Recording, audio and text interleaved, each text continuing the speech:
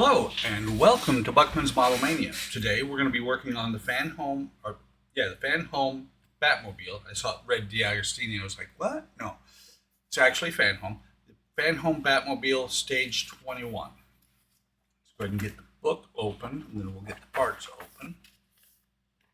We'll identify the parts, and then we'll build. And I'll be honest, I like the number of parts that are in this stage.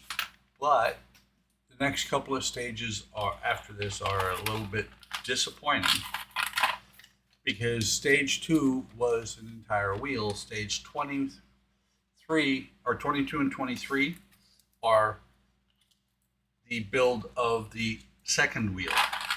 We get a full wheel, everything in it, or everything for it in one stage, and then they break it up into 2 stages after that. It's a little bit disappointing. Okay, so we have several screws. We have the AM, CM, AIM, WM, and EM. All the screws are going into metal, so let's get the oil out here handy.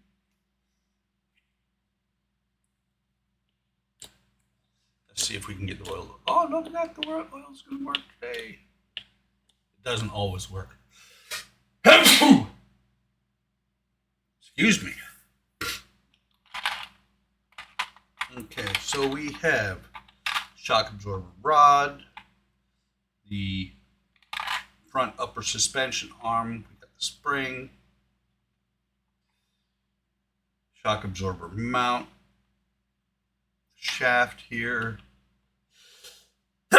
steering spindle, steering spindle arm, and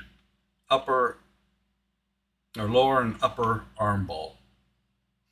They don't look like balls, but that's neither here nor there.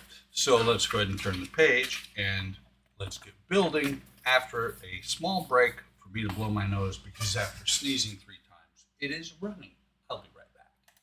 Okay, I am back. So first thing we're going to do is take out this steering arm and the upper and lower ball.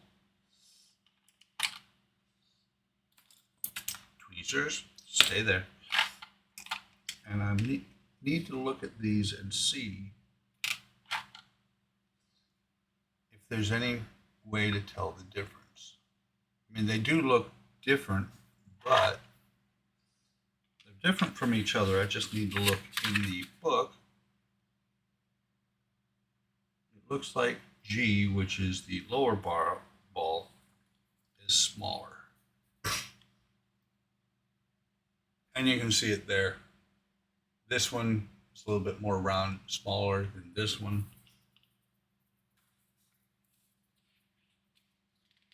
Just double check this again.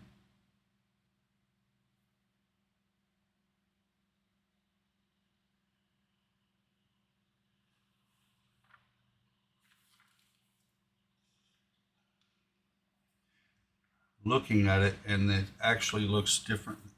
Looks like the top has a shorter shaft on it. So we're going to guess that I've figured it out the right way. Looking at this,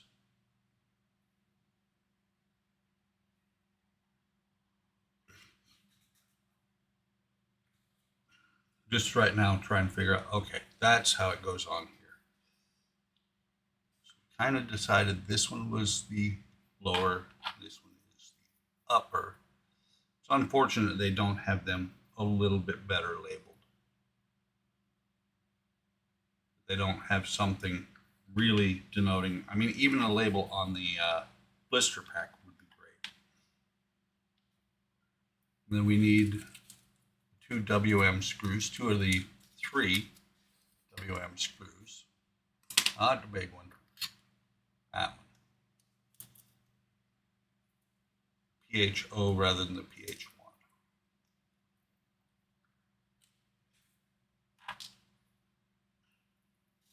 So it shows the screw coming through from this side. I'm just looking to see. Okay, looks like this smaller that hole is smaller than this hole. So it'll come in from this side here. And hopefully I won't have to go back and redo it. Should just go straight through, I believe. Or maybe not. It's actually starting to thread, it looks like.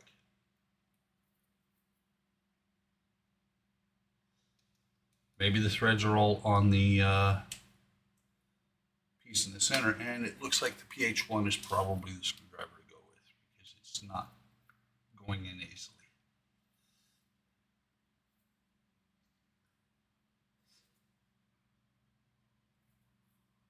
Once that's there, you can see it screw is all the way through, and it might be just a hair too tight because the part does not want to rotate easily. Still doesn't. Hopefully that won't cause an issue later on. So we'll take the screw for the top part, do the exact same thing. We're going to start with the smaller screwdriver first, and then switch to the PH1 if we need to.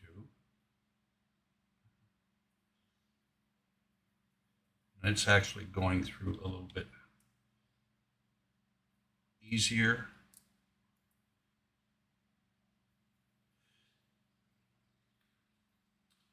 Hope this does not bite me in the behind later on that I have the parts on upside down. We'll find out. I think actually in this issue.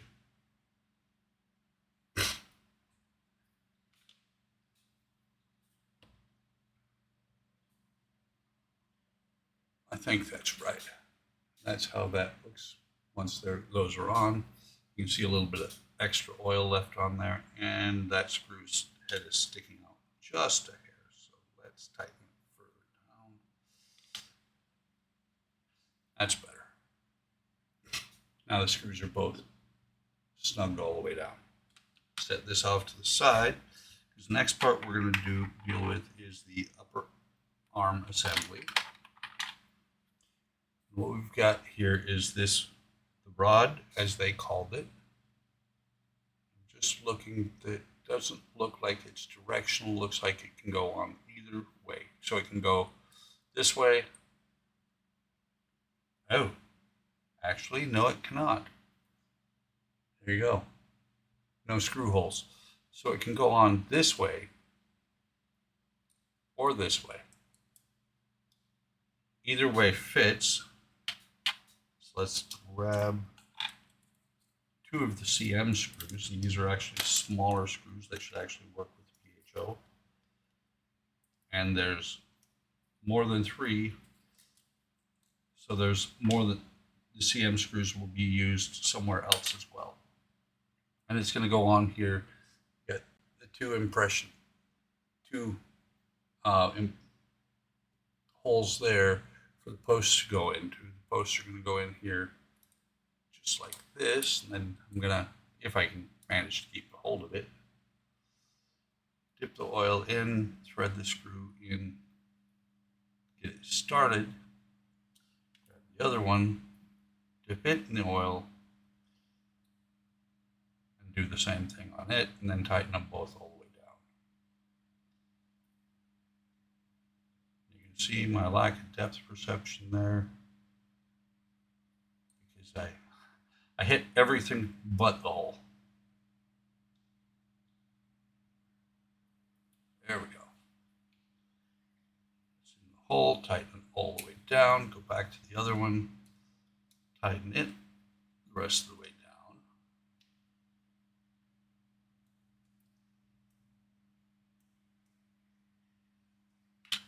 Make sure it's firm. And then grab a paper towel, wipe off the excess oil. Do the same with this piece here. Okay.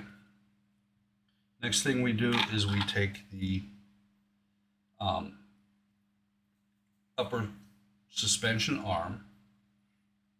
I'm looking at it. You can see that this is the right upper suspension arm. It goes on like this over top of this part, over the top of the bar right here, just like that. And it's held in place by 2 EM screws. There are 3, so 1 is a spare.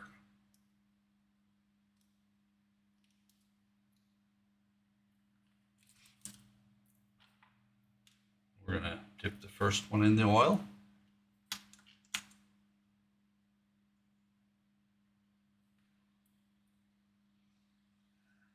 Get it lined up.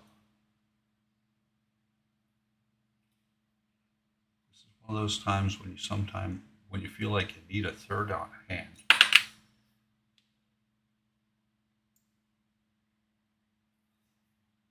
But you need a third, rather than a third hand that, the little helping hand, you actually need a third hand that you can manipulate, not to just hold. Okay, that one's started. Get the second screw started on the other side.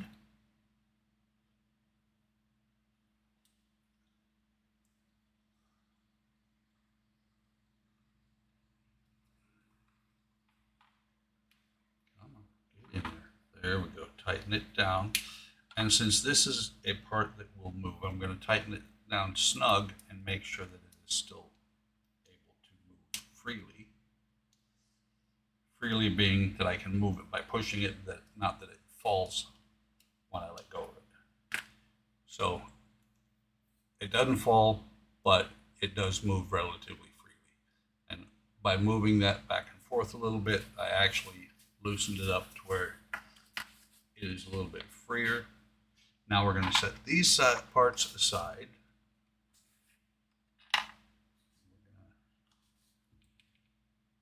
Oh, actually, I just realized, didn't realize before, I've already done all of this because it's been a bit since it's been over a month since I got Batman parts and worked on it. Okay, so we're going to get the spring and the post. And that's actually the last of the parts. We're going to put the spring through the bottom here, like that. Actually, we're not going to do it like that. What we're going to do is we're going to put the spring up under here.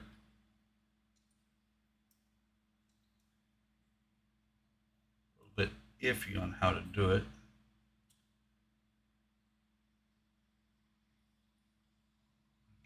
On. There is a raised part down inside here. Let's see. So you can see the spring is sitting on the raised portion right there, and it's focusing on the wrong part. Right by my finger, there's the raised part that the spring goes onto. Raised circular area. So we're going to slide this up in here. See if we can get it to line up. There it is. There we go. Now the fun part is going to be getting the AIM screw out of the bag. Now it'll stay there. We're going to take the AIM screw out of the bag, which it should have a flange on it, I believe. And it does. Put it on the screwdriver. You can see the flange is on there. We're going to screw that into the top of the shock absorber while compressing the spring so that it'll actually seat all the way. This is going to go all the way down to where it hits the top of the post, just like that. And then we're going to turn the car over, trying not to set it on top of the engine. Rotate the bottom of the post to where it's lined up like that, just like the other one. Set this on its side. Get the 2 AM screws that are used here. 2 screws in the bag plus 1 spare. Say that every time. Set that one down there. Dip this into oil.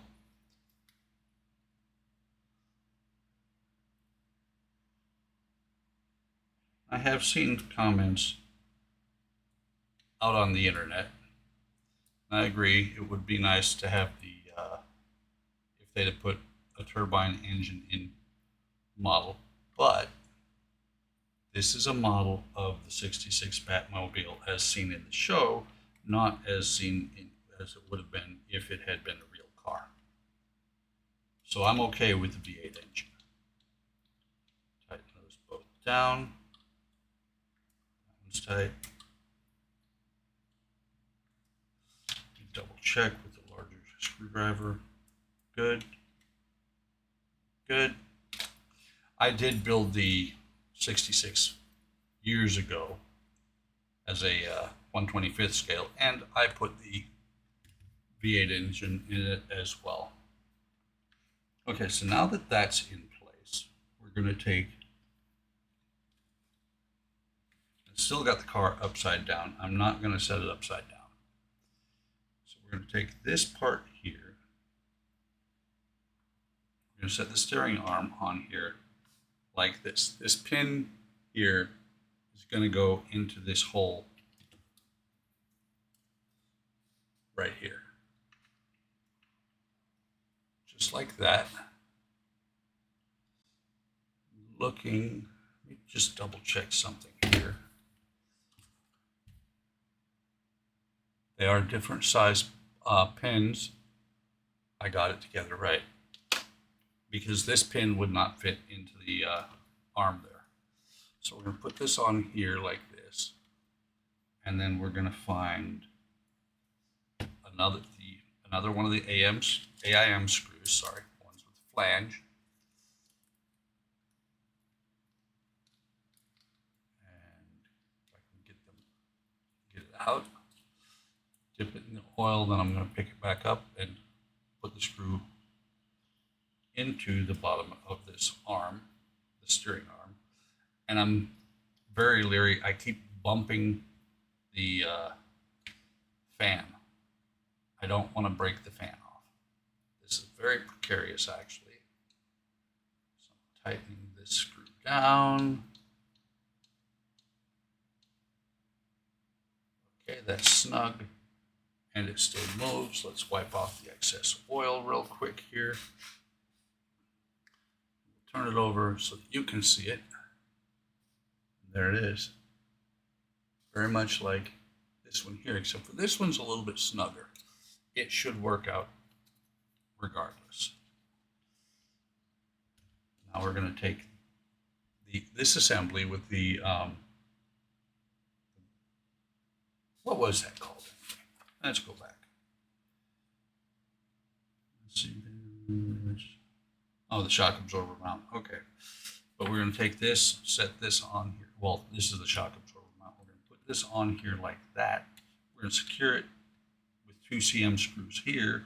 And then I believe this last piece will be secured with an AIM screw. So let's get all those screws out. There's the 2 CMs.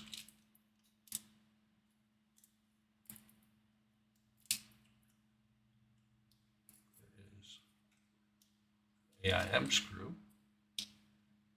And just look ahead and make sure, yes, it is the AIM screw there. So we will go ahead and put all these screws in where they're supposed to be and drive them all the way home. First one is going to go right there. Second one is going to go there. Both of these are the CMs. I'm going to go ahead and tighten them both all the way down. The thing is, it may seem like it doesn't travel a lot on the shock, on the spring, but in scale, if it travels, let's call it ½ an inch.